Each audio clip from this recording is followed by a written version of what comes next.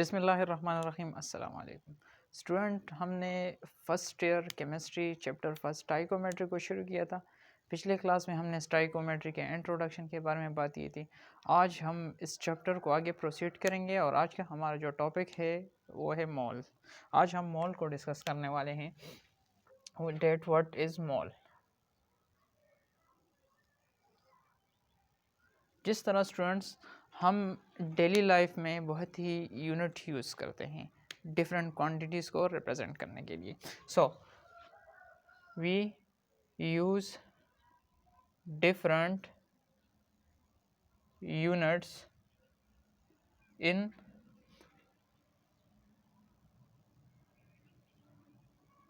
our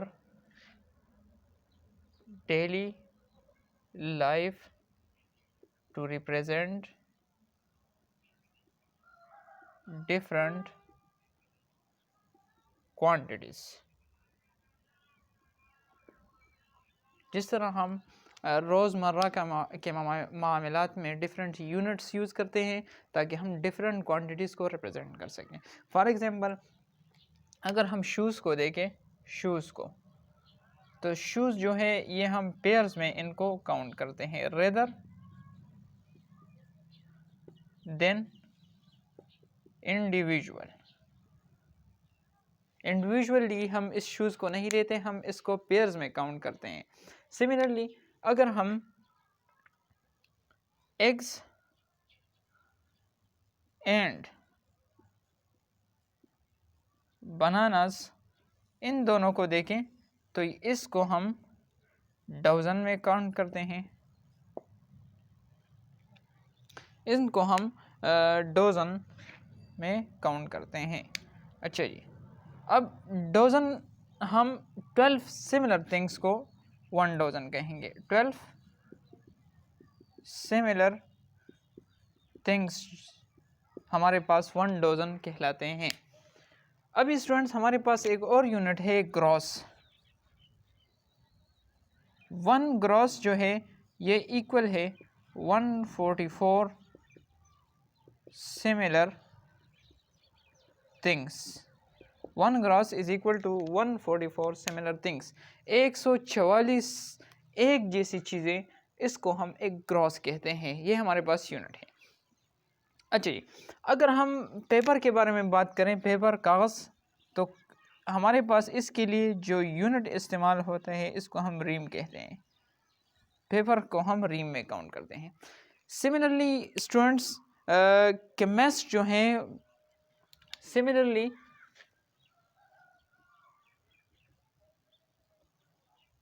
chemist also used a counting unit। Chemist को भी एक काउंटिंग यूनिट की ज़रूरत थी ताकि हम इसमें एटम्स, मॉलिक्यूल्स और आयंस को काउंट कर सकें और इसको हम कहते हैं मोल। सो हमारा जो फर्स्ट पॉइंट है डेट मोल के बारे में, that mole is a counting unit. Mole जो है ये हमारे पास एक काउंटिंग यूनिट है। अभी ये मोल हम इसको डिफ़ाइन किस तरह करेंगे? हम इसको इस तरह कह सकते हैं कि मोल, हमारे पास जो मोल्स है इज़ अ नंबर। ये एक ऐसा नंबर है which contain 6.023 multiplied by 10 raised to the power 23 particles। हम ये कह सकते हैं इस वर्ड से कि 1 मोल हमारे पास इक्वल होगा 6.023 multiply by 10 raised to the power 23। इस नंबर के 1 मोल इक्वल होगा इस नंबर के। इस नंबर को हम, ये जो नंबर है, इस नंबर को हम कहते हैं एवोगाड्रोस नंबर, और इसको हम रिप्रेजेंट करते हैं कैपिटल N और कैपिटल A से हम इसको रिप्रेजेंट करते हैं। एमिडो एवोगाड्रोस ने इस नंबर को इंट्रोड्यूस किया था। अच्छा जी, ये हमारे पास 1 मोल के इक्वल हो गया। अब अगर हम कहें कि 1 मोल ऑफ ऑक्सीजन एटम्स, तो ये हमारे पास इक्वल होगा 6.023 मल्टीप्लाई बाय 10⁻23 ऑक्सीजन एटम्स के। सिमिलरली अगर हम 1 मोल ऑफ H2O मॉलिक्यूल्स के बारे में बात करें, चूँकि हमने पहले ही बताया था कि 1 मोल इसके इक्वल है, तो यहाँ पर ये इक्वल हो जाएगा 6.023 multiply bye 10⁻23 H2O molecules. Students, इसको हम मोल्स कहते हैं। अच्छा जी, ये हमने मोल्स को डिफाइन किया। अब इन मोल्स को हम फाइंड किस तरह करेंगे, इनके लिए हमारे पास कुछ फार्मूलाज हैं। फर्स्ट जो फार्मूला है हमारे पास मोल्स को काउंट करने के लिए, वो हमारे पास है number of moles is equal to mass divide by molar mass. ये हमारे पास स्टूडेंट्स फर्स्ट फार्मूला है नंबर ऑफ मोल्स को काउंट करने के लिए। अभी अगर हमारे पास नंबर ऑफ पार्टिकल्स, दूसरा जो फार्मूला है, इससे हम सेकंड हमारे पास जो फार्मूला है वो है number of moles is equal to number of particles into Na। Number of particles में हमारे पास यहाँ एटम्स आते हैं, यहाँ पर हमारे पास मॉलिक्यूल्स आते हैं, और सिमिलरली यहाँ हमारे पास आयंस आते हैं। नंबर ऑफ पार्टिकल्स में ये तीनों हमारे पास आ जाते हैं। तो यहाँ हम इसकी जगह नंबर ऑफ मॉलिक्यूल्स भी लिख सकते हैं, नंबर ऑफ एटम्स भी लिख सकते हैं, एंड नंबर ऑफ आयंस भी यहाँ पर हम लिख सकते हैं। थर्ड हमारे पास जो फार्मूला है number of moles is equal to volume in decimetre cube divide by molar volume which is 22.4 decimetre cube. ये हमारे पास जो थर्ड फार्मूला है वो कुछ इस तरह है हमारे पास।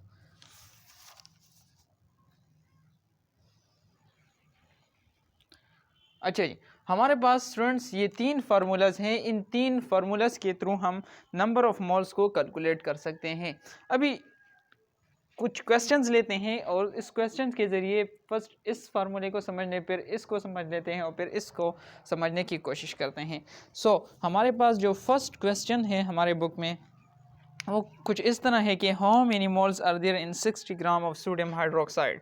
क्वेश्चन हमारे पास कुछ इस तरह है कि how many moles are there in 60 gram of sodium hydro oxide. Moles मालूम कीजिए, हमारे पास मास गिवन है, सोडियम हाइड्रोक्साइड भी गिवन है, और इनके नंबर ऑफ मोल्स मालूम कीजिए। तो फर्स्ट हमारे पास यहाँ इन्होंने मांगा है कि हाउ मेनी मोल्स, तो हम यहाँ पर लिख लेंगे कि नंबर ऑफ मोल्स हमारे पास हैं अननोन। नंबर ऑफ मोल्स हमारे पास अननोन है। अच्छा जी, मास जो हमारे पास गिवन है, मास इज़ इक्वल टू 60 ग्राम। ये हमारे पास 60 ग्राम है। चूँकि अगर हम इस फार्मूले को देखें तो नंबर ऑफ मोल्स ये हमसे मांग रहे हैं और मास हमारे पास यहाँ पर गिवन है। हमने मोलर मास फाइंड करना है सोडियम हाइड्रोक्साइड का, which is NaOH, sodium hydro oxide. So we can find out the molar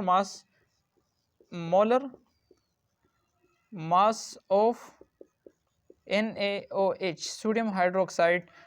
इसका जो मोलर मास है वो 23 + 16 + 1 विच इज़ इक्वल टू 40 ग्राम पर मोल। ये हमारे पास इसका मोलर मास आ गया। अब सिंपली इस वैल्यूज़ को इस पहले जो फार्मूला है इसमें पुट कर दें तो हमारे पास आ जाएगा कि number of moles is equal to mass into molar mass और ये हमारे पास मास जो है यहाँ हमारे पास गिवन है विच इज़ 60 ग्राम, और मोलर मास हमारे पास 40 ग्राम पर मोल आ गया। ग्राम ग्राम के साथ कट जाएगा, ज़ीरो इसके साथ कट जाएगा, और यहाँ हमारे पास जो नंबर ऑफ मोल्स आ जाएंगे वो होगा 1.5 मोल। ये फर्स्ट क्वेश्चन है। उम्मीद है स्टूडेंट्स आप समझ गए होंगे कि किस तरह हम नंबर ऑफ मोल्स को यहाँ से कैलकुलेट कर सकते हैं। अभी सेकंड हमारे पास सेकंड क्वेश्चन देख लेते हैं हम। सेकंड क्वेश्चन को समझने की कोशिश करते हैं। सेकंड क्वेश्चन है हमारे पास, what is the mass of, what is the mass of 0.5 moles of calcium carbonate, calcium carbonate. अब स्टूडेंट्स क्वेश्चन को समझने की कोशिश करें। यहाँ हमारे पास क्लियरली हमारे पास गिवन है that what is the mass. यहाँ हमारे पास जो इनके डिमांड है वो है कि फाइंड आउट द मास। मास को यहाँ पर फाइंड आउट कीजिए। सो मास हमारे पास यहाँ अननोन है, मास को हमने फाइंड करना है। अच्छा जी, नंबर ऑफ मोल्स हमारे पास गिवन है, number of moles which is equal to 0.5 moles. Formula अगर हम देखें तो फार्मूला कुछ इस तरह है हमारे पास, number of moles is equal to mass into molar mass. ये हमारे पास फार्मूला है। इस फार्मूले में हमारे पास नंबर ऑफ मोल्स गिवन है, मास को हमने कैलकुलेट करना है और मोलर मास को भी हमने कैलकुलेट करना है। तो अब अगर हम यहाँ पर मोलर मास कैलकुलेट कर ले तो हमारे पास जो है वो कैल्शियम कार्बोनेट है, तो हम मोलर मास को कैलकुलेट करते हैं फर्स्ट ऑफ ऑल। अच्छा जी, molar mass of CaCO3, calcium carbonate का मोलर मास को फाइंड करने की कोशिश करते हैं। कैल्शियम हमारे पास, इसका जो मोलर मास है कैल्शियम का वो हमारे पास है 40, प्लस कार्बन एक है हमारे पास, इसका जो मोलर मास एटॉमिक मास है वो हमारे पास 12 है, प्लस 3 ऑक्सीजन है हमारे पास, इसका जो एटॉमिक मास है वो हमारे पास है 16। तो यहाँ हमारे पास आ जाएगा 40 प्लस 12 प्लस 48। इससे हमारे पास जो मोलर मास आएगा वो मोलर मास होगा हमारे पास 100 ग्राम पर मोल। ये हमारे पास मोलर मास आ गया। अब इस 100 ग्राम पर मोल को यहाँ पुट कीजिए तो हमारे पास आ जाएगा number of moles is equal to mass, हमने फाइंड नंबर ऑफ मोल्स हमारे पास गिवन है 0.5 मोल, मास हमने फाइंड करना है और मोलर मास हमारे पास आ गया है 100 ग्राम पर मोल।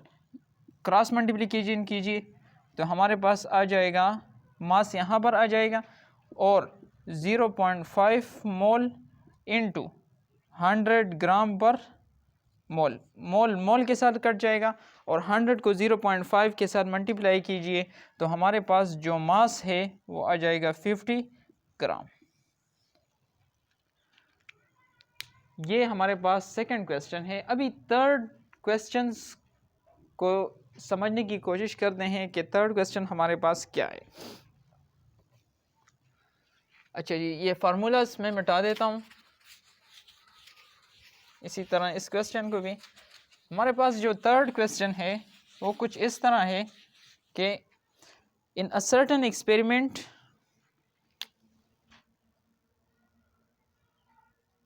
इन अ सर्टेन एक्सपेरिमेंट, एक एक्सपेरिमेंट में हमारे पास 8.50 multiply by 10 raised to the power 24 molecules of water were used, of water were used। एक एक्सपेरिमेंट में हमारे पास इतने मॉलिक्यूल्स ऑफ वाटर यूज्ड हुए हैं। Calculate the number of moles of water, हमें क्या कैलकुलेट करना है? Calculate the number of moles of water. हमने वाटर के नंबर ऑफ मोल्स को कैलकुलेट करना है।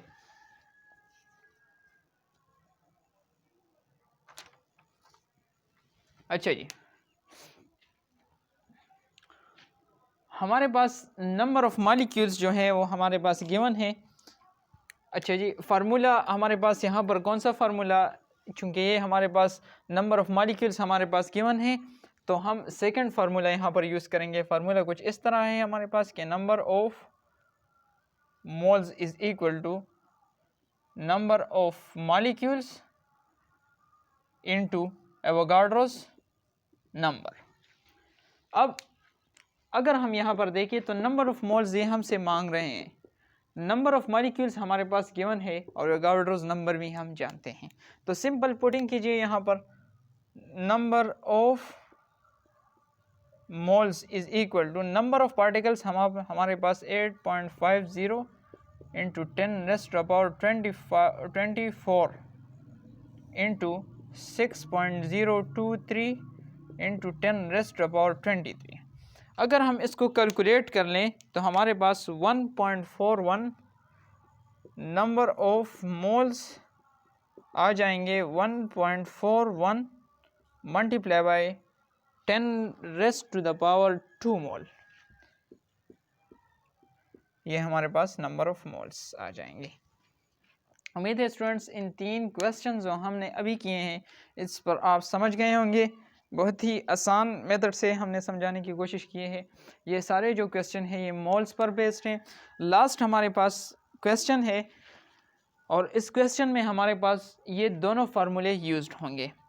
तो इस क्वेश्चन को करने की कोशिश करते हैं, इससे आपके दिमाग में जितने भी सवाल होंगे, जितने भी प्रॉब्लम क्वेश्चंस होंगी वो सॉल्व हो जाएंगी। अच्छा जी, क्वेश्चन क्या है हमारे पास, how many molecules are present. Question कुछ इस तरह है कि how many molecules are present, कितने मॉलिक्यूल प्रेजेंट है। 125 gram of hydrated copper sulphate, 125 gram of hydrated copper sulphate. Hydrated copper sulphate का फार्मूला हमारे पास कुछ इस तरह है, CuSO4 इंटू 5H2O। ये हमारे पास फार्मूला है हाइड्रेटेड कॉपर सल्फेट का। सवाल में स्टूडेंट्स हमसे ये पूछ रहे हैं कि हमारे पास 125 ग्राम हमारे पास गिवन है, इनके नंबर ऑफ मॉलिक्यूल्स आपने बताने हैं। तो फर्स्ट ऑफ ऑल जो हमारे पास ये मांग रहे हैं इनको लिखें। हमारे पास ये क्या मांग रहे हैं, हमारे पास मांग रहे हैं कि नंबर ऑफ मॉलिक्यूल्स हमारे पास हैं अननोन। नंबर ऑफ मॉलिक्यूल्स को हमने फाइंड आउट करना है। अच्छा जी, मास हमारे पास गिवन है, mass is equal to 125 grams, ये हमारे पास मास गिवन है। फर्स्ट जो फार्मूला था वो हमारे पास कुछ इस तरह था कि number of moles is equal to mass divide by molar mass. अब इस फार्मूले को देखें, यहाँ हमारे पास मास गिवन है, मोलर मास हम फाइंड आउट कर सकते हैं, इससे हमारे पास number of moles find out हो जाएंगे और फिर हम नंबर ऑफ मॉलिक्यूल्स को सेकंड फार्मूले के थ्रू बहुत ही आसानी से फाइंड आउट कर सकते हैं। मास हमारे पास गिवन है वो है 125 ग्राम। मोलर मास को अगर हम देखें तो मोलर मास हमारे पास यहाँ जो कॉपर सल्फेट है इसके मोलर मास को फाइंड आउट करते हैं। Molar mass CuSO4 into 5H2O। Students यहाँ पर जो बहुत सारे स्टूडेंट्स हैं FSC के, वो बहुत ही ज़्यादा ब्लंडर्स यहाँ पर करते हैं। देखें किस तरह वो ये इसको कैलकुलेट करते हैं। कॉपर का जो हमारे पास जो एटॉमिक मास है कॉपर का वो है 64, चूँकि एक कॉपर है। सल्फ़र भी हमारे पास एक है, इसका जो एटॉमिक मास है वो 32। इसी तरह 4 ऑक्सीजन है हमारे पास और इसका जो एटॉमिक मास है वो हमारे पास है 16। अभी यहाँ पर इस डॉट को देखकर स्टूडेंट कंफ्यूज हो जाते हैं और इसको वो मल्टीप्लाई करने की कोशिश करते हैं, इसका प्रोडक्ट लेने की कोशिश करते हैं और ये इस तरह इनका जो मोलर मास का कैलकुलेट करते हैं ये गलत हो जाता है। आपने कुछ नहीं करना स्टूडेंट्स, यहाँ पर आपने सिंपली प्लस लगाना है। यहाँ पर जब हम यहाँ पर 5 लगा लेते हैं तो देखें 5 लगा लिया। अभी H2O का हमारा जो मास है H2O का 2 + 16 ये हमारे पास ऑलरेडी 18 आता है, तो मैं सिंपली यहाँ पर 18 को पुट कर देता हूँ। जब हम यहाँ इसको कैलकुलेट करेंगे तो 60 ये तकरीबन हमारे पास 96 आ जाएगा। इसी तरह ये हमारे पास आ जाएगा जो दूसरा है ये हमारे पास तकरीबन 64 समथिंग आ जाएगा और इसी तरह ये हमारे पास भी कुछ आ जाएगा 90 के। जब हम इसको कैलकुलेट करेंगे तो यहाँ हमारे पास 250 ग्राम पर मोल ये आ जाएगा। ये हमारे पास मोलर मास फाइंड आउट हो गया है। मोलर मास को हम सिंपली यहाँ पर पुट करेंगे 250 ग्राम पर मोल। ग्राम ग्राम्स के साथ कट गया है। हमारे पास जो नंबर ऑफ मोल्स यहाँ पर फाइंड आउट होंगे, नंबर ऑफ मोल्स, तो नंबर ऑफ मोल्स हमारे पास जो है वो होंगे 0.5 मोल। नंबर ऑफ मोल्स को हमने फाइंड आउट कर दिया है। अब इस नंबर ऑफ मोल्स को हम सेकंड फार्मूला में पुट करने की कोशिश करते हैं और वहाँ से हमारे पास नंबर ऑफ मॉलिक्यूल्स आसानी के साथ आ जाएंगे। So number of moles is equal to number of, वहाँ पर हमारे पास मॉलिक्यूल्स मांग रहे हैं, number of molecules into Na। अच्छा जी, नंबर ऑफ मोल्स हमारे पास हैं 0.5 mole is equal to number of molecules into 6.023 into 10⁻23। अभी इन दोनों को मल्टीप्लाई करें और यहाँ इसको इस तरफ ले बाई क्रॉस मल्टीप्लिकेशन, तो हमारे पास बन जाएगा number of moles is equal to 0.5 mole into 6.023 into 10⁻23। अगर हम इसको मल्टीप्लाई करते हैं तो यहाँ हमारे पास जो वैल्यू आएगी वो है 3.011। यहाँ हमारे पास आ जाएगा 3.011 10⁻23। ये हमारे पास नंबर ऑफ मॉलिक्यूल्स जो हैं, number of molecules find out हो जाएंगे। तो स्टूडेंट्स, आज के क्लास में हमने मोल्स को डिस्कस किया, इसी तरह मोल्स के जो फार्मूलाज हैं उनको डिस्कस किया और मोल्स के फार्मूले के थ्रू हम किस तरह एक क्वेश्चन सॉल्व करते हैं इसको करने की कोशिश की। उम्मीद है स्टूडेंट्स आप समझ गए होंगे।